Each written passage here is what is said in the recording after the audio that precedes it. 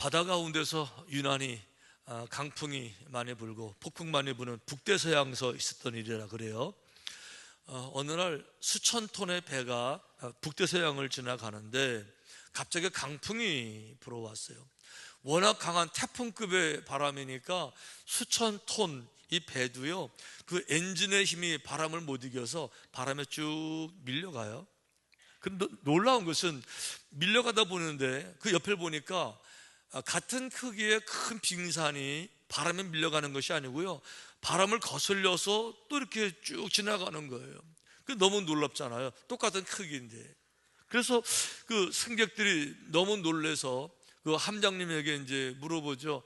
아니, 어떻게 이럴 수가 있습니까? 똑같은 크기인데 이럴 수가 있습니까? 역시 함장은 함장이에요. 함장님이 빙그레 웃으면서 그거요, 빙산은 배가 아니기 때문에 그렇습니다. 그리고 빙산의 크기가 우리 눈에는 이 배랑 비슷하게 보일지 모르지만 사실 빙산은 눈에 보이지 않는 90%의 대부분 빙산은 물 밑에 가라앉아 있습니다. 그런데 이 물 밑에는 강력한 해류가 흐르기 때문에, 그래서 해류에 실려있는 빙산이기 때문에 바람이 불어도 바람의 영향을 받지 아니하고 그 방향으로 지나갈 수가 있는 겁니다. 여러분, 이 말씀을 제가 듣는데요, 아주 그 머릿속에서 아주 명쾌해지는 게 있죠. 믿음이란 무엇이냐, 이런 질문에 대해서 아주 한 번으로 아주 그냥 아주 정확한 대답을 우리에게 주는 거예요. 인생을 살아가면서 풍랑 없을 수 없죠. 날마다 바람 불죠. 파도 날마다 입니다. 사람들은요, 어쩔 수 없어요. 세파에 휘둘리면서 살아가는 거예요. 그런데 눈에 보이지 아니하는 그 하나님, 눈에 보이지 않는 그 말씀, 이 말씀을 붙잡고 살아가는 사람들은 어떤 강풍이 불어도요, 북대서양 태풍이 불어도요, 바람의 영향을 받지 않냐고 제 갈 길로 가더라는 거죠. 아멘. 바로 이것이 믿음이고요, 믿음의 능력이고요. 우리 하나님께서 바로 이런 믿음의 사람들을 찾고 계시는 거죠. 오늘 본문에 보니까 그런 말씀이 나와요. 주께서 심지가 견고한 자를, 심지가 견고한 사람이라고 그랬어요. 심지가 견고한 자를 어떻게 해요? 얼마나 귀한지, 얼마나 소중한지, 그런 분들을 너무 귀하게 여기시기 때문에 지키시는데 어떻게 지키시느냐? 평강하고, 한 번이 아닙니다. 두 번 반복해요. 평강하고 평강하도록 지키시리니 이는 그가 주를, 하나님을 신뢰함이니이다. 하나님 바라보실 때요, 흔들림 없는 한결같은 심지가 견고한 이런 믿음을 가진 사람들이 얼마나 귀하신지 또 지키시고 보호하시기로 약속해 주시는 말씀이 오늘 본문 말씀이세요. 여러분, 중요한 것은요, 사람이 흔들리지 않는 사람은 하나님만 그런 사람들이 귀한 것이 아니고 사람들도 마찬가지예요. 사람들도, 여러분 주변에 얼마나 많은 사람들이 있습니까? 평생 살아오시면서 직장, 친구, 이웃, 사업체, 얼마나 많은 사람들이 계세요. 하지만 그분들은 만약에 날마다 업앤다운이 심하다 그러면 여러분, 그런 분들을 신뢰하실 수 있으세요? 그런 분들을 정말 믿으실 수가 있으세요? 정말 그런 분들을 좋아할 수가 있으세요? 어떻게 될지 모르는데, 여러분, 사람들도요, 한결 같은 사람을 좋아하는 거예요. 아멘? 그렇죠. 사람들도요, 의리가 있는 사람들을 좋아하는 거죠. 하물며 하나님께서 어떠시겠어요? 이제 그래서 이 성경이 말하는 심지가 견고한 자, 어떤 사람들을 의미할까 생각해 보니까 몇 가지 이렇게 정리가 되는 것 같아요. 첫째는 하나님의 말씀을 철저히 신뢰하는 사람들. 나를 신뢰하는 게 아니에요. 성경에 보니까 주를 신뢰한대요. 나를 신뢰하는 것이 아니고 정말 그 말씀을 철저하게 신뢰하는 사람들, 이런 사람들이 그 마음에 믿음의 심지가 견고한 사람들인 줄로 믿습니다. 중요한 건 여러분, 이 마음이 견고한 게 무엇을 의미하는가, 이게 중요한 거예요. 다른 말로 말씀드리면 이 마음이 견고하다라는 말을 하고요, 비슷한 말 한 가지가 있는데 고집이 세다 라는 말은 너무도 비슷해요. 예, 마음이 견고하다라는 말하고 고집이 세다라는 말은요, 겉으로 보여지는 양상은 너무 똑같아요. 예를 들면 그런 거예요. 마음이 견고하니까 생각을 안 바꿔요. 예, 마음이 견고하니까 흔들리지 않아요. 고집도 똑같아요. 고집이 센 사람은요, 생각을 안 바꿔요. 고집이 센 사람은요, 행동을 안 바꾸죠. 변함이 없죠. 한결같죠. 그런데 마음이 견고하다라고 하는 것과, 그 믿음의 마음이 견고하다라고 하는 것과 고집이 세다라고 하는 것은요, 근본적으로 전혀 다른 거예요. 시작도 다른 것이고 결과도 다른 거예요. 고집이 세다라는 말은 이걸 말하는 거예요. 고집이 세다, 이거는요, 내가 나를 믿는다 그런 거예요. 고집이 세다, 이거는요, 내가 내 주장을 강하게 하는 거예요. 고집이 세다라는 것은요, 내 판단, 내 경험, 내 논리, 내 결론을 굳게 붙잡은 거예요. 이게 고집이 세다는 거죠. 마지막까지 내 생각, 내 주장을 세는 것, 이게 고집 중에 고집이고요. 이런 고집 중에서 제일 큰 고집을 뭐라고 불러요? 그렇게도 부르는 거예요. 이게 뻔히 잘못된 거 알아요. 다른 사람들은 다 얘기해줘요, 잘못됐다고. 그래도 생각을 안 바꿔요. 아니, 다른 사람은 관두고요, 자기도 잘못된 거를 알아요. 그런데도 안 바꿔요. 왜요? 자존심 때문에. 이거는 고집이에요. 고집이에요. 그런데 성경에서 말하는 이 고집센 게 아니고, 이 굳건한 견고한 믿음은 뭘 말하냐? 내 생각을 굳게 붙잡는 것이 아니고요, 내 생각을 많이 버릴수록, 내 판단을 많이 버릴수록, 나 자신을 버릴수록 견고한 믿음이 되더라고요. 주님이 이렇게 말씀하셨어요. 주님을 따라오는 제자들을 향해서 이제 예수께서 제자들에게 이르시되 누구든지 나를 따라오려거든, 주님을 따라오려거든 자기를 부인하래요. 자기를 부인하라, 나를 부인하라, 나를 이그노하라는 거죠. 이그노가 뭐예요? 부인이 뭐예요? 나는 아무것도 아니로소이다. 이게 자기 부인이에요. 나는요, 부족한 인생입니다. 나는 연약한 인간입니다. 나는 다른 거는 고사하고 내 가정 안에 끌어가기가 너무 벅찬 사람입니다. 가정은 고사하고 나 하나 살아오기 위해서 내가 얼마나 많은 고생을 했는지 다른 사람도 아니에요. 나 하나, 내 몸 하나, 내 한계를 인정하는 거죠. 내 짧은 머리 가지고요, 내 생각 가지고요, IQ 150도 안 되는데, 150은 되나 여러분? 근데 그 생각을 절대화시켜서 마지막까지 주장하고 마지막까지 고집부리, 이건 고집이고, 이거 고집이죠. 그런데 그 고집 언제까지 하셔야 되죠?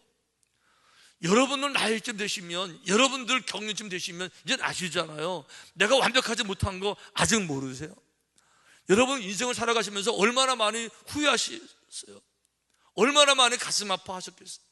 아직도 모르신가요? 아직도 더 많은 경험이 필요하세요? 그러니까 익은 별수록 고개를 숙이는 거고요, 익은 별수록 나를 비우는 것이고요, 익은 별수록 인간의 연약함을 인정하는 거죠. 그러니까 마음이 견고하다라는 것이 고집센 거, 고집세면 어떻게 되는지 아시죠? 고집센 거, 고집센 거, 편견, 고정관념, 선입견, 똘똘 뭉쳐서 마지막까지 어떤 말씀도 들어오지 않냐고 내 생각만 언제까지 얼마나 더 하셔야 되겠어요? 그런데요, 성경에 보니까 시편 기자는, 믿음의 사람들은 그렇게 안 하더라고요. 이렇게 말해요. 나의 영혼이 잠잠히 하나님만 바라며, 내 영혼이 잠잠히 여호와 앞에서 잠잠하라, 잠잠하라, 이런 말씀이 성경에 얼마나 많이 있어요. 잠잠하라는 거죠. 잠잠하라는 거예요. 내 생각, 내 판단 아니요, 잠잠하라. 왜요? 내 연약함을 아니까, 내 어리석음을 아니까, 수많은 실패를 통해서, 수많은 눈물을 통해서 이미 경험적으로 알고 있잖아요. 그렇다 그러면 이제 내 생각을 버릴 때 아직 안 됐나요? 그래서 이스라엘 백성들이 그걸 못한 거예요. 마지막까지 자기들 판단을 버리지를 못한 거예요. 자기들이 판단의 근거는 분명합니다. 정탐꾼을 보냈거든요. 예.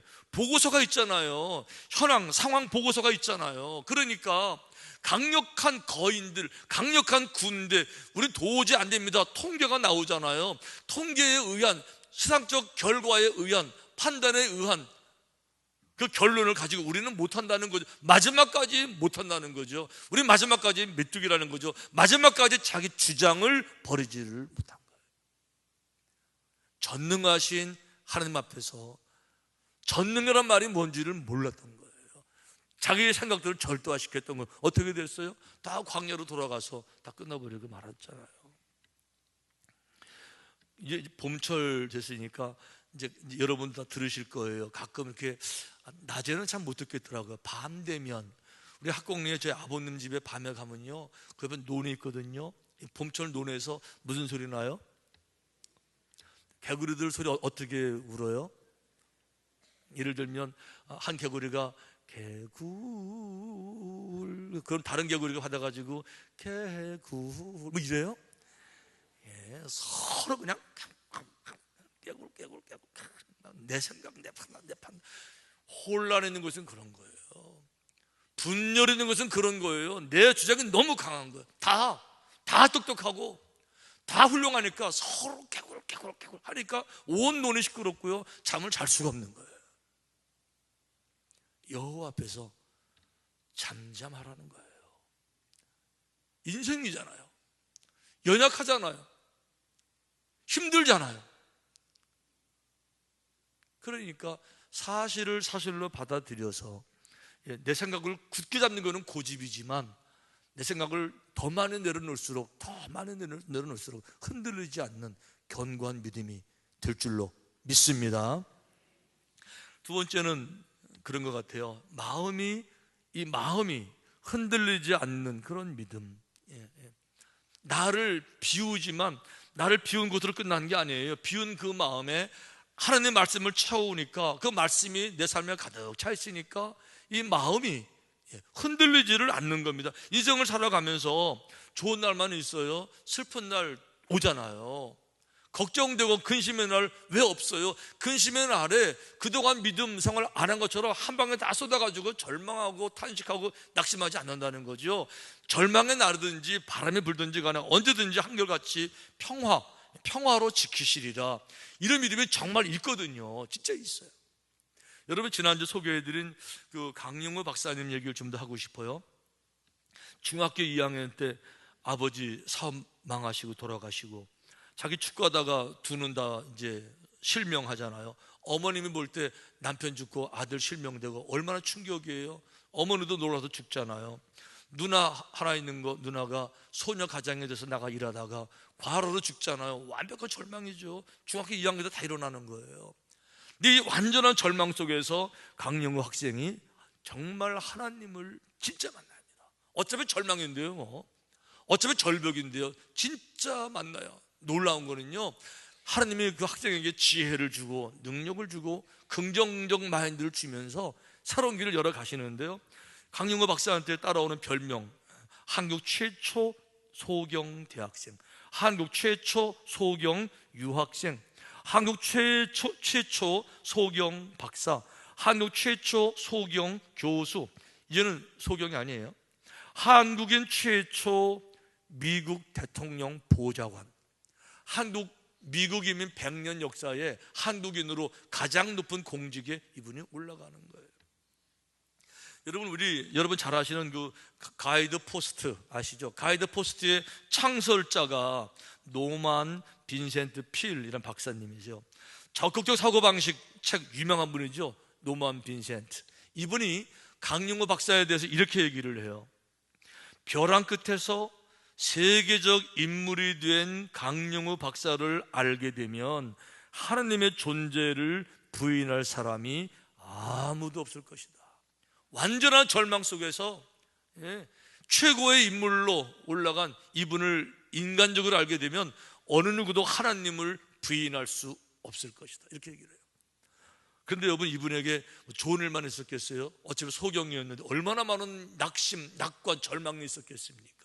한 번은 그 아들들 이제 둘 낳았는데, 제가 강영호 박사님 생각하면 참 가슴이 안쓰러운 게 있어요. 그 아들들 얼마나 보고 싶었을까? 근데 마지막까지 아들들 얼굴 모르고 못 보고 돌아가셨어요. 소경이니까. 아들은 낳지만 아들들을 낳는데 얼굴을 볼 수 없는 아버지 심정 이해가 되세요? 얼마나 마음이 아파요? 근데요, 그 아들들이 얼마나 잘 자랐는지 몰라요. 큰아들은 놀랄 준비하셔야 되는데, 큰아들은요 하버드 의대를 나왔어요. 안 놀라세요? 하버드 의대예요. 근데 그냥 하버드 의대 왜 갔느냐? 아버지처럼 앞을 못 보는 분들을 도와주려고 꿈을 키우고 결국 진짜 하버드 의대를 가서 안과 의사가 되는데요, 이거 놀라셔야 되는데, 2008년도에 뉴욕의 현지 언론이 꼽은 뉴욕 최고 의사에 이분이 선정이 돼요. 2011년도에 워싱턴 포스트가 선정한 2011년도 미국 전체에서 최고 의사 슈퍼 닥터에 이분은 선정이 돼요. 최고 실력자가 되는 거예요. 둘째 아들은요, 듀크 대학에서 법학을 공부하고 법학 박사가 돼요. 변호사가 됩니다. 그리고 아버지에 이어서 미국 대통령 법률 보좌관이 돼요. 얼마나 자랑스러울까. 근데 그 얼굴을 못 보고 돌아가셨어요. 근데 어느 날 그 아이들 키우는데, 이 아버지가 이제 믿음의 사람이니까 믿음으로 키웠죠. 아침 먹을 식사할 때마다 이제 가족들 돌아가면서 기도하는데, 7살 난 장남 아들에게 이제 기도시켰어요. 기도 순서니까. 이 7살 철없는 아이가 뭘 알겠습니까? 이런 기도했어요. 하나님 아버지, 우리에게도 눈뜬 아버지를 주셔서. 7살 아들이에요. 당연히 할 수 있는 기도죠. 철없는 나이니까. 우리에게도 눈뜬 아버지를 주셔서 자전거도 태워주고 야구도 함께 할 수 있게 해주세요. 7살 때. 자, 소경 아버지가 그 기도 들을 때 어떤 마음이 들겠습니까? 그 마음에 어떤 느낌이 들겠어요? 근데 이 아버지가 크게 아멘 했어요. 아멘으로 화답했어요. 밥을 잘 먹었지만 하루 종일 얼마나 마음이 무거웠겠어요. 그날 밤이 됐습니다. 늦은 밤이 돼서 아이들 잠잘 시간이 됐는데, 이 아빠가 그 아이들 방에 들어가, 어차피 앞에 안 보이니까 뭐 그냥 더듬고 들어갔어요. 불 다 꺼 있잖아요. 캄캄한 밤에 그 방에 들어가 창문을 열어요. 캄캄한 밤이니까 이제 아주 캄캄한데 별들만 보이죠. 아무것도 안 보이는 그런 상황에서 두 아이들 양쪽에 이렇게 앉고, 아빠가 앞을 보지 못해서 너희들에게 진짜 미안해. 그리고 같이 놀아주지 못해서 아빠가 진짜 미안해. 그런데 하나님께서 다른 사람들에게 주시지 아니한 특별한 능력을 아빠한테 주신 게 있지? 그 아이들이 아빠 뭐예요? 아빠는 이렇게 캄캄해도 아빠는 책을 읽을 수 있어. 애들이 아빠 정말 아빠가 성경책, 점자책이죠. 점자책 갖다가 한자 또박또박 성경을 읽어주는 거예요. 이게 성경으로 끝난 게 아닙니다. 그때부터 그 아이들 나이에 필요한 동화책, 그 아주 상상의 날개를 펼치는 동화책, 점자책을 가지고 날마다 아이들과 함께 한밤중에 창문 열고 이 책을 읽어주는 거예요. 이러면서 아이들에게 용기를, 꿈을 실어줘. 나중에 그 장남이 이제 성인이 됐을 때 누군가가 물었어요. 당신 인생에서 최고의 행복한 때, 감동적인 때, 그런 순간이 언제입니까? 라고 물었을 때 이 큰아들이 이렇게 대답했어요. 우리 아버지가 우리 어렸을 때 불 다 끄고, 전기불 다 끄고 캄캄한 밤에 창문 열어주고 동화책 읽어줄 때, 우린 그때 어린 나이에 동화책 속에 빠져들어서 하늘을 날았고 우주를 날았고 창공을 나르면서 꿈을 키울 수 있었습니다 라고 대답했어요.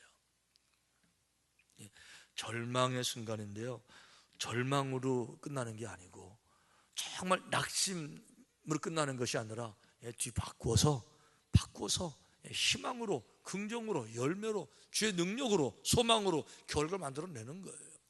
근데 근데 이분에게 또 한 가지 어려움이 찾아와요. 이제 먹고 살만 하니까 대통령 보좌관 하면서 유명해지니까 한창 일할 나이인데 68세, 한창이죠. 근데 68세에 이분이 췌장암 진단을 받아요. 그리고 한 달밖에 못 삽니다 라는 사형 선고를 받습니다. 보통 사람 같으면, 우리 같으면 이게 절망이, 이게 말이 되지 안 되는 그림이잖아요.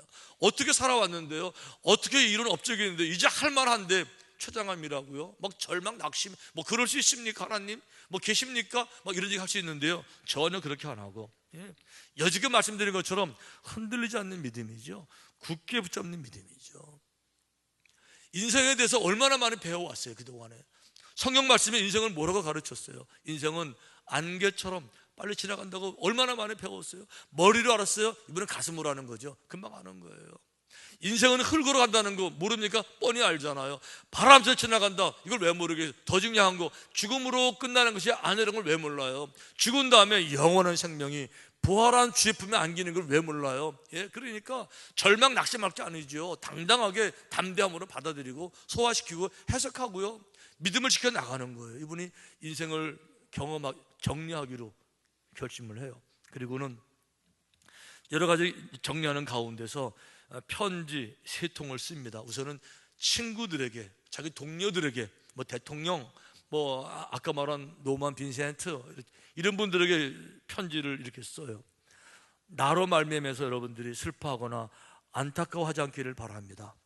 여러분 한 분 한 분 찾아뵙고 인사해야 되지만 그렇지 못하는 것 양해해 주시기를 바랍니다. 하지만 여러분들이 있어서 저의 삶이 너무 풍성했고 너무 은혜로웠고 사랑으로 충만했습니다. 정말 감사합니다. 이러고 인사를 보내고 정리했어요. 두 번째는 자신의 아들들에게 편지를 남겼어요. 자랑스러운 아들들, 얼굴은 못 봤지만 그 아들들에게 이렇게 편지 썼어요. 다는 못 가져오고 한 줄 가져왔어요. 너희들과 함께한 추억이, 너희들과 함께한 추억이, 뭐 옛날 그거 말하겠죠. 캄캄한 밤에 창문 열어놓고 점자책 읽었던 하간, 너희들과 함께한 추억이 내 마음속에 가득하기에 난 이렇게 행복한 마지막을 맞이할 수 있다. 그 부인에게 편지를 남겼습니다. 부인 석은옥 여사였어요. 그 부인 얼마나 감사할까. 소경된 자기에게 결혼하기로 결심한 여성이에요. 그 아내에게 이런 편지 썼는데요, 제가 읽어보니까 이거는 손으로 쓴 편지가 아니더라고요. 이건 눈물로 쓰고요, 가슴으로 쓴 편지더라고요. 이렇게 되어 있어요. 아직도 봄날 반짝이는 햇살보다, 봄날의 햇살 얼마나 반짝여요. 그 햇살보다도 눈부시게 빛나고 있는 당신. 이 서교령 여사는 강영호 박사한테는 천사였어요. 봄날 햇살보다도 눈부시게 더 빛나는 당신, 난 가슴 한가득 품고, 당신은 내 가슴에 한가득 품고 떠납니다. 사랑합니다, 사랑합니다, 사랑합니다. 그리고 고마웠습니다. 절망 가운데 이런 편지가 나올 수 있어요. 극단적 상황에서 이런 글, 이 평강이 나올 수 있습니까? 나올 수 있다는 거죠. 믿음의 세계에 충분히 가능하다는 거죠. 얼마든지 가능하다는 거죠. 샘플로 보여주는 거예요. 이분만 그렇게 했어요. 우리 집에는 얼마나 많아요. 믿음은 그런 거예요. 믿음의 능력은 그런 겁니다. 어떤 상황이 돼도 흔들리는 게 아니고요, 한결같은 평강이 그 마음과 영혼을 지켜나가는 거죠. 아멘. 믿음의 권능이죠. 세 번째는 그런 것 같아요. 작은 믿음에서 이 굳건한 믿음으로, 믿음의 거목으로 이렇게 자라나는 것 같아요. 처음부터 이렇게 견고한 믿음이 될 수는 없어요. 당연하죠. 처음부터 위대한 믿음이 될 수는 없습니다. 당연하죠. 훈련, 실패, 좌절, 치명적 고통, 상처, 인간의 한계, 절망, 눈물, 이런 모든 걸 다 경험하는 가운데 그 속에서 주님을 만난 사람들이 결국 이런 위대한 믿음의 길을 걷게 될 줄로 믿습니다.